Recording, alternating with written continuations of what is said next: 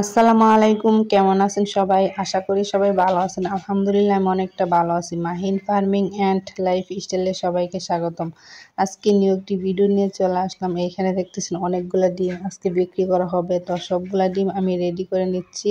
এখানে এক এক করে বাছ করে নিচ্ছি কয়েল পাখি, তারপরে মুরগির ডিম, সবগুলা ডিম আজকে বিক্রি করব। আসলে নিজের পরিশ্রমে করা কোনো কিছু নিজের হাতে বিক্রি করার মজাই আলাদা হয়। এখানে অনেকটা আনন্দ থাকে, অনেকটা ভালো লাগে। দেখেন আমি মুরগির ডিমগুলা কত সুন্দর করে বাছ বাছ করে রেখে দিচ্ছি। কয়েল পাখির ডিমগুলো আজকে বিক্রি করে নিব সবগুলা। তো এখানে হচ্ছে আমাদের খামারের মধ্যে প্রতিদিন ডিম বিক্রি করা হয়, আবার একদিন দুই দিন পর পর ডিম বিক্রি করা হয়। যখন যেভাবে বিক্রি করা যায় সেভাবেই বিক্রি করি। আমাদের খামারে এখন বর্তমানে ফার্মি মোরগ মুরগি আছে 16টি থেকে 3টি হচ্ছে মোরগ আর 13টি হচ্ছে মুরগি। 13টি মুরগি থেকে আমি দৈনিক পাচ্ছি 10টি ডিম। তো 10টি ডিম আমি কিভাবে পাচ্ছি 13টি মুরগি থেকে? আমি অনেকগুলা ভিটামিন ইউজ করি, যেগুলা ডিমের উৎপাদন অনেকটা বাড়াই দেয়। ওইগুলা হচ্ছে calcium, vitamin A, D3, zinc, ইসেল, একফরমারা। এই সবগুলা মেডিসিন হচ্ছে ডিমের উৎপাদন বাড়ায়। মুরগির ডিমের উৎপাদন বাড়ানোর জন্য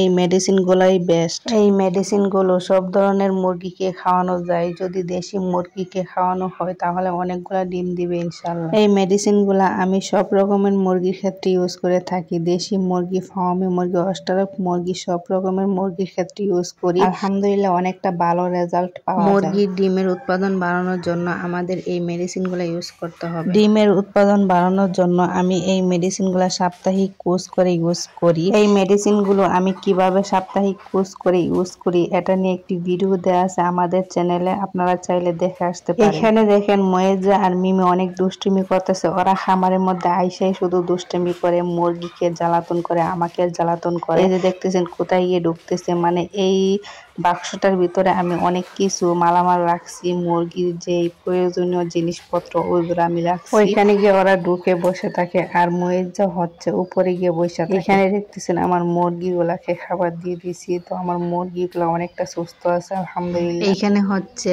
দেশি মুরগি, ফার্মি মুরগির বাচ্চা নিয়ে বসে আছে, তার পাশে হচ্ছে অস্ট্রেলিয়ান মুরগি। আজকের ভিডিওটি এই পর্যন্তই। দেখা হচ্ছে নেক্সট কোন ভিডিওতে। সেই পর্যন্ত সবাই ভালো থাকবেন। আসসালামু আলাইকুম, আল্লাহ হাফেজ।